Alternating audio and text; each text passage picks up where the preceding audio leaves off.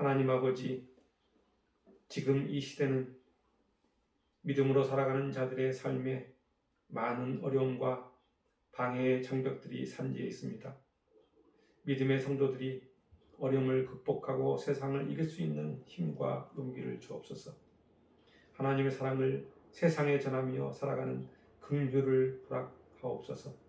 우리가 하나님의 사랑을 받는 존재라는 사실을 잊지 않고 살게 하셨소. 우리로 하여금 당신의 사랑을 이 땅에 실현하며 살아가도록 인도하여 주옵소서. 당신의 은혜를 세상과 나누며 살아가는 믿음의 성도가 되길 원합니다. 우리가 세속적인 사상이나 가치관으로 살아가지 않도록 주님의 은혜를 부어 주옵소서. 혹여 우리가 지난 한 주간 세속적인 욕망에 빠져 살았다면 용서하시고 우리를 회개의 자리에 무릎 꿇게 하시고 우리가 주 안에서 평안을 누리게 하시어 담대히 세상을 이기도록 말씀을 부어 주옵소서. 아들이 있는 자에게는 생명이 있고 아들이 없는 자에게는 생명이 없다고 하신 주님의 말씀을 기억합니다. 주님의 진리의 말씀으로 영원한 생명을 누리는 아름다운 삶을 살아가는 성도로 인도하실 줄 믿습니다. 우리를 참 생명되게 하신 주님을 믿사하며 예수님의 이름으로 기도드립니다. 아멘. 오늘 하나님께서 주신 말씀은 요한 1서 5장 1절에서 12절까지 말씀입니다. 서로 교독하도록 하겠습니다. 예수께서 그리스도이심을 믿는 자마다 하나님께로부터 난 자니 또한 낳으신 이를 사랑하는 자마다 그에게서 난 자를 사랑하느니라.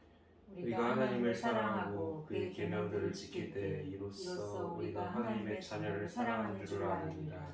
하나님을 사랑하는 것은 이것이니 우리가 그의 계명들을 지키는 것이라. 그의 계명들은 무거운 것이 아니로다. 무릇 하나님께로부터 난 자마다 세상을 이기느니라. 세상을 이기는 승리는 이것이니 우리의 믿음이니라. 예수께서 하나님의 아들심을 믿는 자가 아니면 세상을 이기는 자가 누구냐? 이는 물과 피로 임하신 이시니 곧 예수 그리스도시라. 물로만 아니요 물과 피로 임하셨고 증언하는 이는 성령이니 성령은 진리니라. 증언하는 이가 셋이니 성령과 물과 피라. 또한 이 셋은 합하여 하나이니라. 만일 우리가 사람들의 증언을 받을진대 하나님의 증거는 더욱 크도다. 하나님의 증거는 이것이니 그의 아들에 대하여 증언하신 것이니라.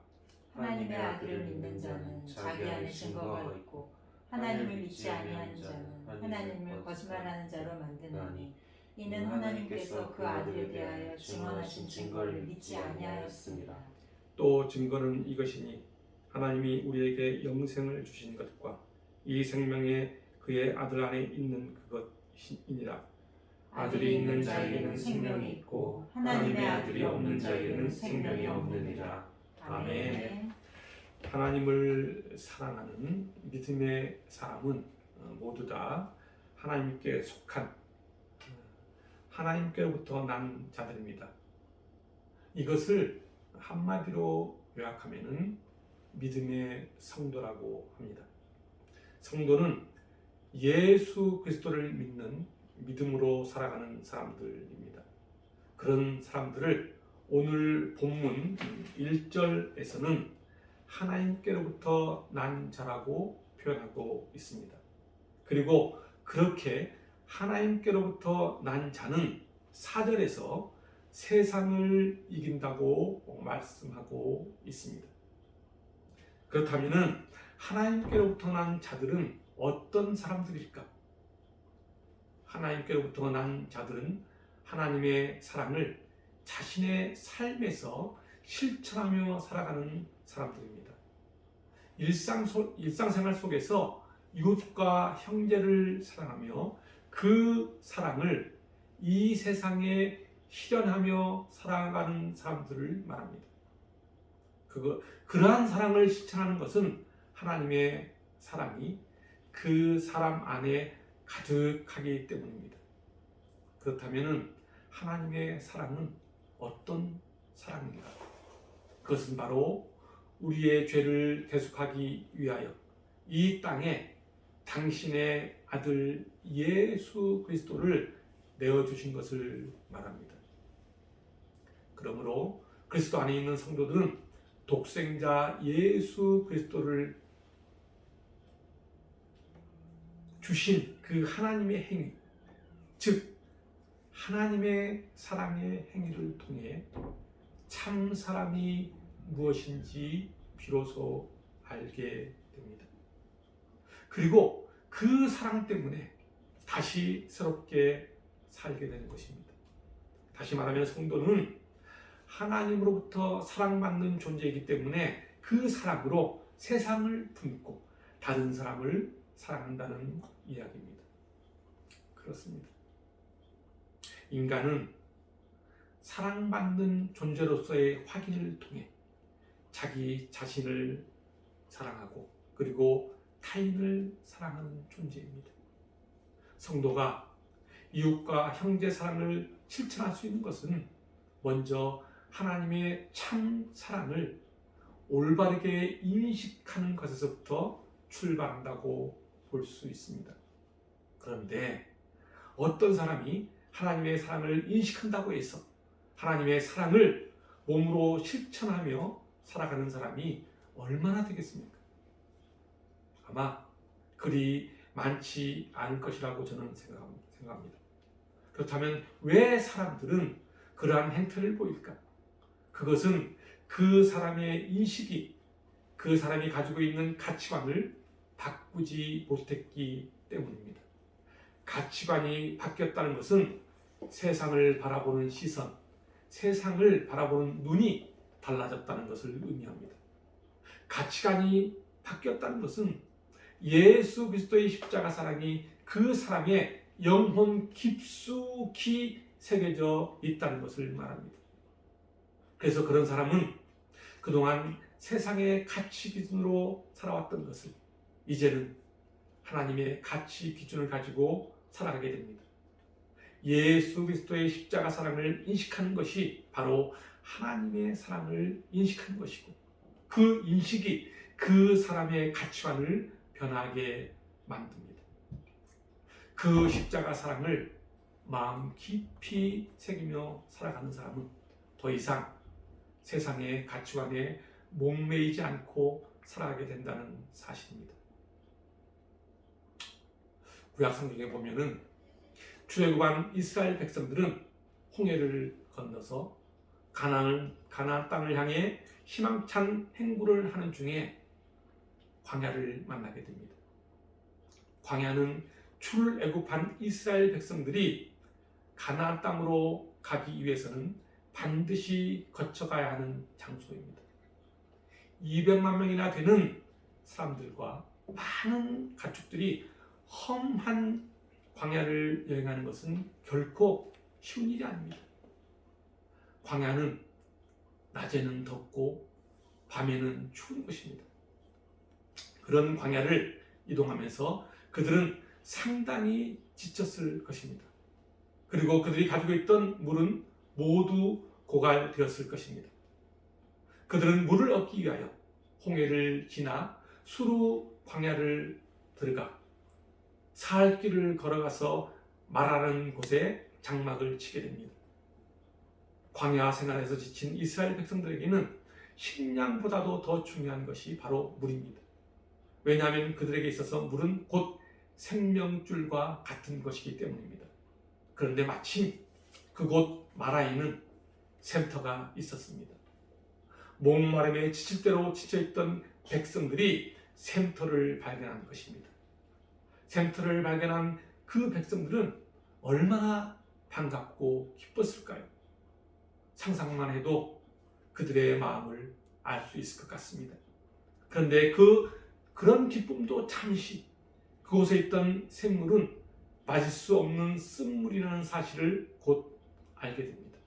이 같은 사실로 인해 실망과 분노가 가득한 이스라엘 백성들은 자신들을 인도하였던 지도자 모세를 원망하기 시작합니다. 백성들의 원망에 하나님께서는 모세를 통해 나뭇가지 하나를 샘물에 던지게 하여 그 물이 단물로 바뀌는 이적을 행합니다. 출애굽기 15장 22절부터 25절 말씀입니다. 모세가 홍해에서 이스라엘을 인도하며 그들이 나와서 수르 광야로 들어가서 거기서 사흘 길을 걸었으나 물을 얻지 못하고 마라에 이르렀더니 그곳 물이 써서 마시지 못하겠으므로 그 이름을 마라라 하였더라. 백성이 모세에게 원망하여 이르되 우리가 무엇을 마실까 하며 모세가 여호와께 부르짖었더니 여호와께서 그에게 한 나무를 가리키시니 그가 물에 던지니 물이 달게 되었더라. 도저히 마실 수 없었던 마라의 샘이 마실 수 있는 물로 변하였다고 말합니다. 여기서 샘이라는 단어는 히브리어로 눈 또는 시선, 시각이라는 뜻을 가지고 있습니다. 마실 수 없었던 샘이 마실 수 있는 샘으로 바뀐 것은 바라보는 사람의 눈, 즉 시각이 바뀐 것을 의미합니다. 시각이 바뀌었다는 말은 그 사람의 가치관이 바뀐 것을 말합니다. 다시 말하면 세상의 가치관으로 살아가던 사람이 이제는 하나님의 시선, 하나님의 가치관으로 바뀌었다는 것을 이야기합니다. 세상 중심으로 살아가던 사람이 이제는 하나님 중심의 시선으로 세상을 바라보게 된 것입니다.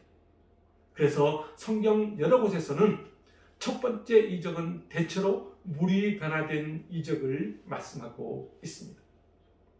애굽에 내린 첫 번째 재앙이 물이 피로 변한 것이었습니다. 그리고 엘리사는 여리고의 샘을 변화시켜 좋은 물로 만들었습니다. 또 예수님은 가나안의 혼인잔치에서 포도주가 동이 나자 물이 포도주로 변하게 하셨습니다.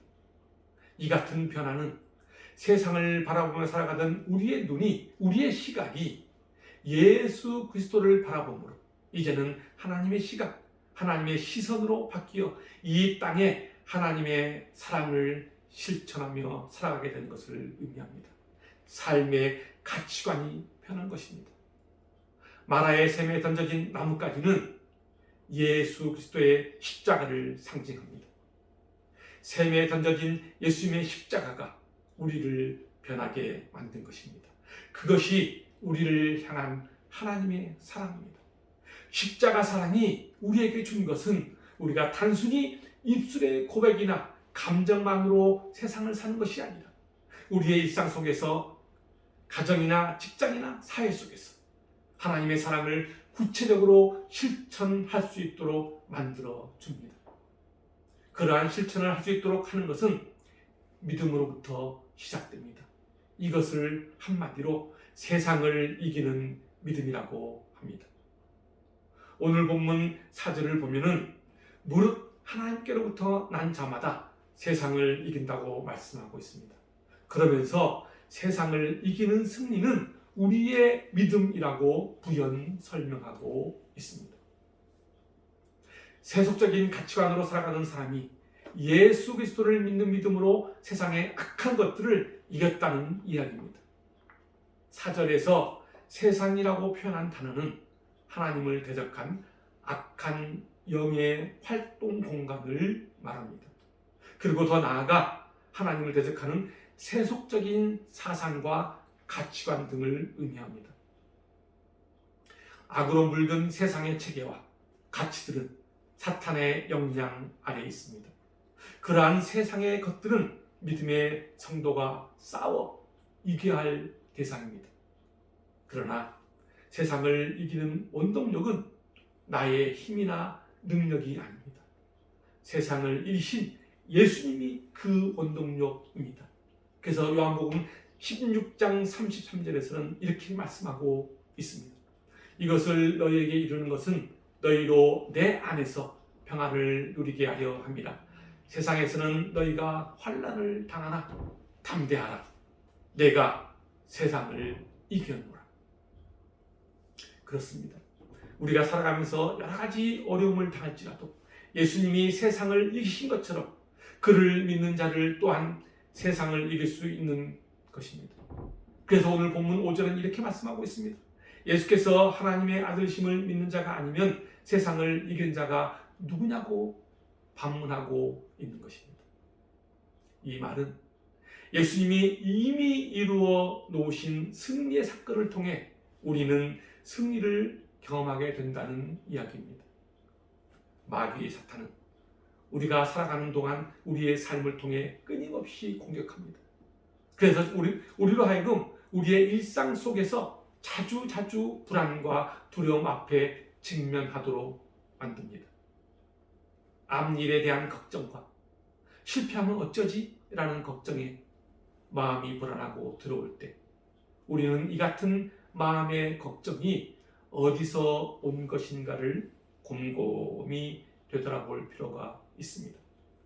마귀 사탄을 대적해서 이길 수 있는 힘은 하나님의 전신갑주를 입는 것입니다. 전신갑주를 입는다는 말은 진리의 복음인 하나님의 말씀으로 무장하라는 의미입니다.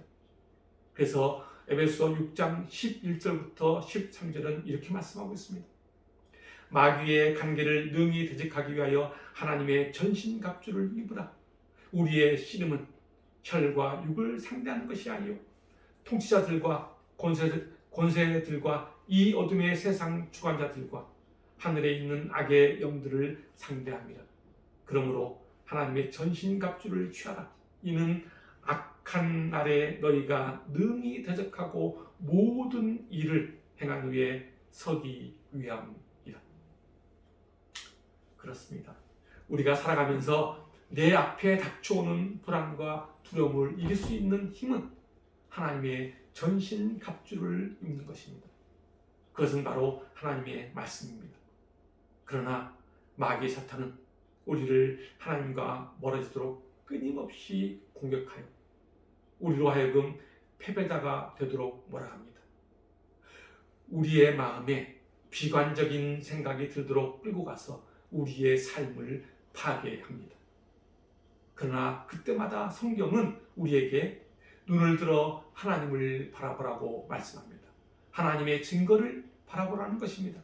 하나님의 증거는 예수 그리스도입니다. 오늘 본문 6절부터 9절까지는 성육신 하신 예수 그리스도에 대한 하나님의 증거를 보여주고 있습니다. 성령과 물과 피입니다.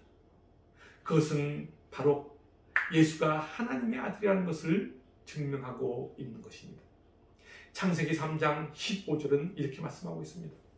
내가 너로 여자와 원수가 되게 하고 내 후손도 여자의 후손과 원수가 되게 하리니 여자의 후손은 내 머리를 상하게 할 것이요 너는 그의 발꿈치를 상하게 할 것이니라. 그렇습니다. 예수님은 동정녀 마리아에게서 나심으로 여자의 후손으로 이 땅에 오셨습니다. 그리고 십자가에 죽으시고 부활하심으로 뱀으로 상징되는 사탄에게 치명타를 가했습니다. 예수님의 부활이 그 증거입니다. 그래서 오늘 본문 9절에서는 하나님의 증거는 이것이니 그의 아들에 대하여 증언하신 것이라고 말씀하고 있는 것입니다. 그리고 11절에서는 영생의 근거에 대해서 말씀하고 있는데 또 증거는 이것이니 하나님이 우리에게 영생을 주신 것과 이 생명이 그의 아들 안에 있는 그것이다. 이 말씀을 다시 풀어보면 하나님께서는 우리에게 영원한 생명을 주셨는데 이 생명은 그의 아들 예수 그리스도 안에 있다는 것입니다. 우리는 인생을 살아가면서 흥하기도 하고 망하기도 합니다. 그리고 기쁘게 살 때도 있고 즐거울 때도 있지만은 때로는 슬픔이 닥쳐오고 고통스러울 때도 있습니다. 건강한 삶을 살아갈 때도 있지만은 어느 순간 몸에 병이 나서 병상에 누워 신음할 때도 있습니다. 그리고 삶과 죽음도 존재합니다. 그리고 우리의 인생을 망가뜨리는 악한 사탄의 세력이 우리의 삶에 분명히 존재한다는 사실입니다. 이것이 우리의 인생입니다.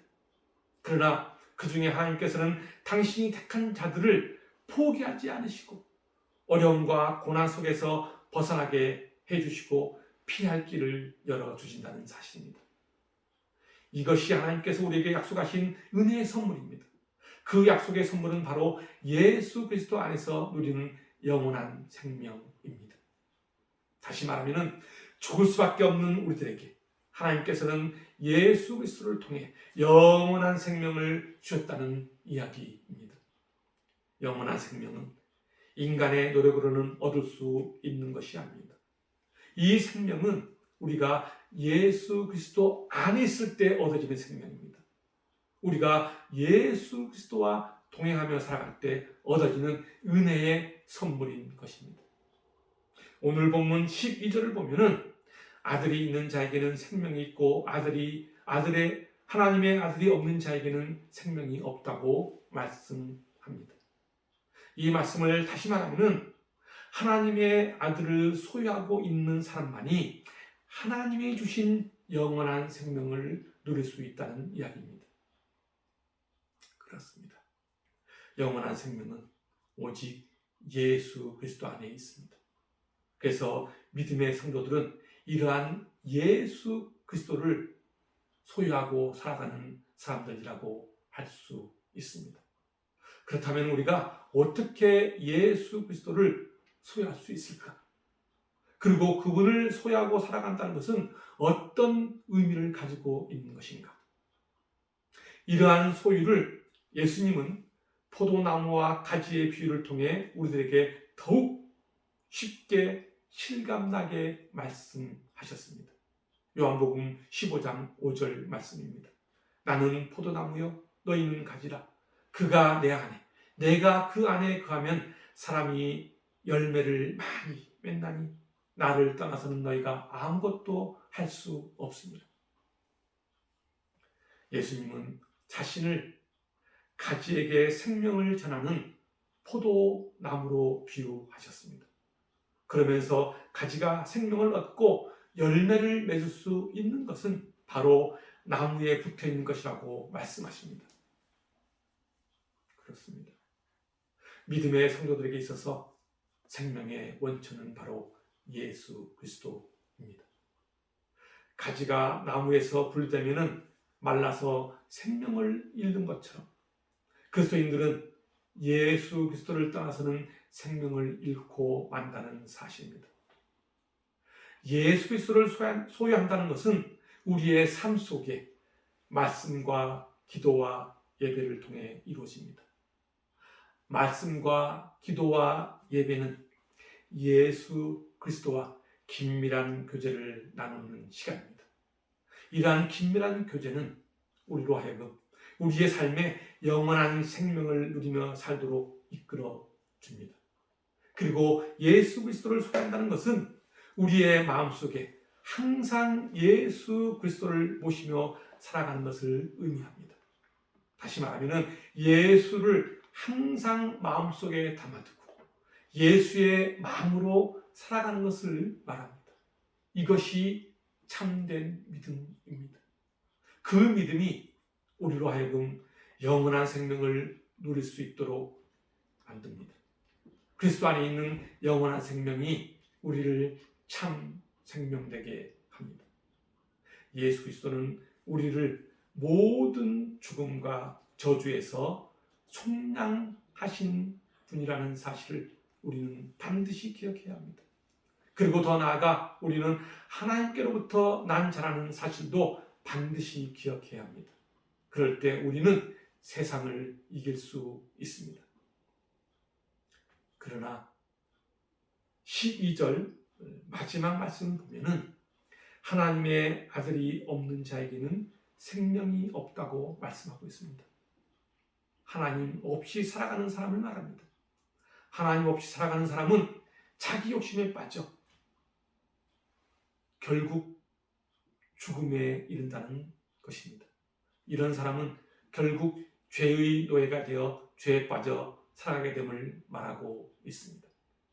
그래서 야고보서 1장 14절과 15절은 이렇게 말씀하고 있습니다. 오직 각 사람이 시험을 받는 것은 자기 욕심에 끌려 미혹됨이니 욕심이 잉태한 즉 죄를 낳고 죄가 장성한즉 사망을 낳는다고 말씀하고 있습니다.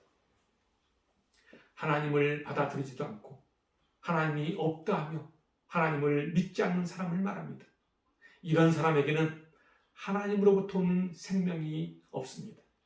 결국 이런 사람은 하나님과의 단절로 인해 영원한 멸망, 영원한 불못에 던져질 뿐입니다.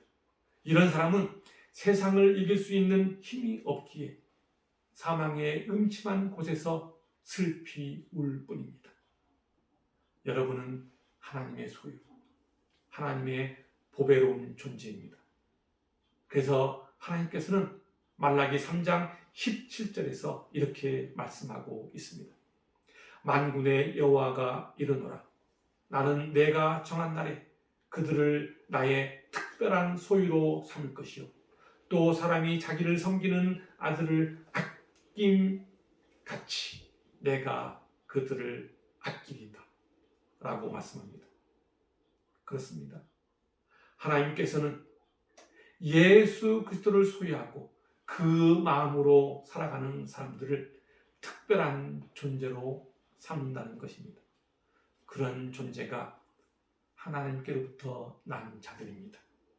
우리는 하나님의 소유된 보배로운 존재로서 영원한 생명을 소유한 성도들입니다.